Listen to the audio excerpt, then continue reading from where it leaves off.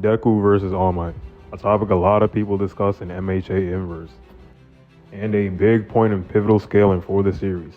But who is stronger? As funny as it sounds, some people actually think that Deku surpassed All Might the moment One for All was passed on to him.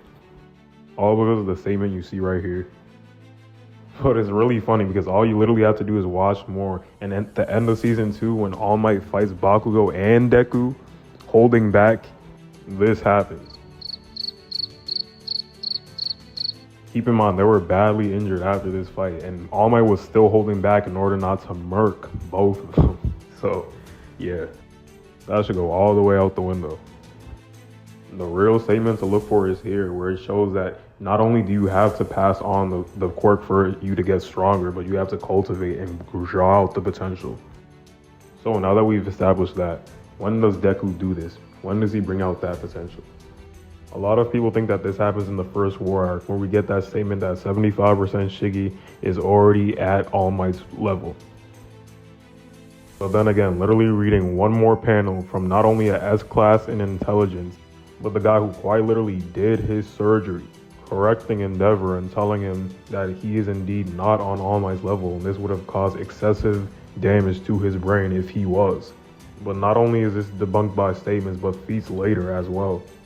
We have a far more credible source and smarter source correct Endeavor, but then later, the same Shigaraki's body starts breaking down because it cannot handle the power of All For One, something that All For One can casually do in his body against All Might in their fight in the Last Age. Again, this is Last Age All For One, someone who is still weaker than All Might. A weaker version of All Might, how much less? So you might also be seeing a pattern here. Not all statements can be taken at face value, but that's not to say that all statements are not true. For a statement to be true, it must be supported by evidence, not be debunked by later statements, and not be debunked by later feats. That's the 3 rule. A lot of these statements, quote unquote, are just the character's opinions or speculative takes on things, which is fine because that gives a realistic spin on things. At least from a story standpoint. From a scaling standpoint, it makes everybody confused. Clearly confused. But the point being that All Might is mentioned so much because he's the symbol of strength in this series. He's like a template to these characters. A symbol of being strong, if you will. I said it before, but I'll say it again. It's like me seeing somebody carry something really strong. Me seeing a friend carry something super heavy. And I go, oh, bro's the Hulk, or oh, bro thinks he's the Hulk. It does not mean that now he's as strong as the Hulk, he's as durable as the Hulk. It's just a simile, a metaphor. Same way when people make metaphors or similes, they're not scalars or people who are trying to be accurate. These humans in My Hero are not scalars. These humans have no gauge on what All Might is, how strong All Might is. They see something strong, they compare it to something strong. Another good example of this is this bystander watching Endeavor cut up a half of a building very quickly.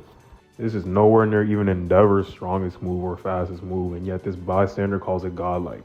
With that being said, there's many characters in the movies and in series that dwarf Endeavor's power in general. So speaking literally, by no means is this a god move. You might be looking at me like that's obvious, but the fact that so many people try to use every single statement and try to take it literally is the issue. You have to go by the 3 rule, or else so many things will contradict each other. However, through this guy's perspective, that might be the strongest thing he's ever seen. So he's right in his own way to say that's godlike. Statements from just any bystander is not credible, and just in general, all statements are not credible. They have to have that 3 rule. We have another example featuring someone who was wrong before, so this is a really good example. Endeavor believes that a hypothetical no drawback Dabby would have been able to surpass Prime All Might for his lifelong goal. But all this does is make his durability more relative to the AP that he already has, which has not surpassed Prime All Might. Even Deku, he feared for his life, saying that at 20% full cowling that a human-sized boulder might have been able to kill him. Yet in the movie, at 5% full cowling, he falls thousands of feet from the sky with a few wounds. So even the MC can be wrong. This author is not always speaking through his characters. Word is not bond for a lot of those characters. They must follow that 3 rule. The next thing a lot of people use is this statement right here on the Vigilante arc, quote unquote Vigilante, where Deku is over here saying that what he can do now is capable of what All Might could do with no recoil to boot. I don't even need a show star giving this man the absolute works. The same man that Deku is running from. Whose star herself is saying that she's inferior to All Might still at this point. Bro contradicts himself because he's already said this before, far, far long ago, back in the third season, where he was calling 100% All Might's power just off rip, when we know that One For All was stated to rapidly grow since then, which would mean that he would have already far surpassed it if by then he already did, and then it got stronger. Again, all it is flatter hype up talk because it's not connecting the dots at all. But here we are on the final war. It has to happen here, right? This is the final fight. This is where all the statements are coming in. More statements. We get Shigaraki surpass All Might, Deku surpass All Might. So did it automatically happen here? Nope. Because even Kid All For One comes in with a statement to correct the further other statements saying that Shigaraki has not surpassed him yet, even at this state. It's funny how people try to do gymnastics to avoid that statement or try to twist it up, but are fine with using this statement right here to compare him to Prime because, oh, this was All For One in Shiggy's body that said him, so of course he would know. But at the same time, I guess not anymore, since All For One at a later time literally says that he believes that he's capable of taking down Shigaraki by force if he saves enough energy, or at least stands a chance. People really be picking and choosing, that's crazy. Then again, you have not only statements but feats contradicting this, as they both have these statements of being on par with All Might, yet you see Deku consistently overpowering him, punching a hole in his body, clipping off all his fingers in one shot. That's not something that people on par with each other can do to each other. So what are these statements? As I said, speculation and hype. Seems like All Might, reminiscent of All Might, rivals All Might. This is all just hype lore of seeing All Might's strength and not being able to put a cap on it because they can't comprehend his power. Like, if me and a friend are watching something so fast that it gets to the point that we can't see it, what are we going to compare it to? Things we can see or things we do know. I'm going to call it a bullet or something. Doesn't mean that it's now as fast as a bullet. It's going beyond my speed or my own comprehension, so I'm going to compare it to the fastest thing that I do know. So why does this All Might narrative get pushed around so much? Is exactly because of that. Some may say the author's deliberately trying to push it off that Deku's at that point now, and yes, I'm not being completely oblivious to that notion, but it's just that there's so many contradictions in feats, statements, and etc. that if he doesn't say it with his own mouth, if he doesn't come in with an interview with it, bro, I'm sticking with that 3 rule. What makes the most sense for it to be is just character lore and hype around All Might's name, because no way is 2 out of 5 intelligence best genus qualified to speak about All Might's prime, because not only is it common knowledge that All Might is constantly holding back, not only for the people around him's safety, but not moving around at 100 in general when there's things around him in order not to cause disaster to everything that's around him. And all that aside, if you read past chapter 2, you would know the one-time Prime All Might was not holding back, was not made public in his fight against Prime All For One. So all these people making these statements about Prime All Might haven't even seen him go all out. How much more comprehended? Have we ever seen All Might literally punch somebody's head off, one-shot somebody's head off? No. How much more the strongest villain of all time at that point? None of them speaking on that ever even seen All Might at 100%. How much more fighting? None of them are qualified to speak on All Might's peak, as simple as that. So when does Deku surpass All Might?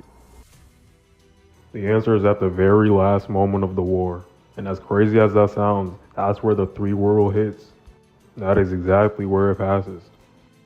Yes, you can argue Gear Shift Deku / Overdrive Deku already surpassed All Might in terms of speed. Even though you could get All Might there as well with multipliers. Multipliers could be fallacious and faulty. And yes, All Might does have those statements of defying physics and gravity as well, without GS or all that energy. Deku's quirk quite literally does not abide by the laws of inertia. His pure speed is literally defying physics. So yes, you can make that argument for Deku, but you cannot make that argument for strength, because he had no valid feats or statements that dwarfed All Might's until his final smash that literally changed weather around the world. Earliest you could argue that he surpassed All Might was Soul Strike Deku, when he learned to combine the soul manipulation of his attacks and make his quirks tangible things that had hurt Shigaraki's soul. This is also the only time Shigaraki is stated to have gotten stronger throughout the fight, and then hence Deku would have to get stronger to be able to hurt him and win against him in this fight, so it makes the most sense. Infused Shigaraki is the only thing consistently stated above All for One with no contradictory things afterwards. And same goes for Deku getting that statement right before his final smash of slightly being stronger than what the 8th could deliver, which would then debunk the notion that he's far already surpassed him a long time ago, like all these statements have been saying. Finally, Deku doing that final smash cleared up skies all the way in North America, lasting a week after it all happened. As the reporter states that the wind is still blowing pretty strong, which means that wind is cycling the northern hemisphere. This is some great foreshadowing on Horikoshi's and having that lady say that over 30 chapters ago that a man would be able to change the world. Finally having that man be Deku in the end.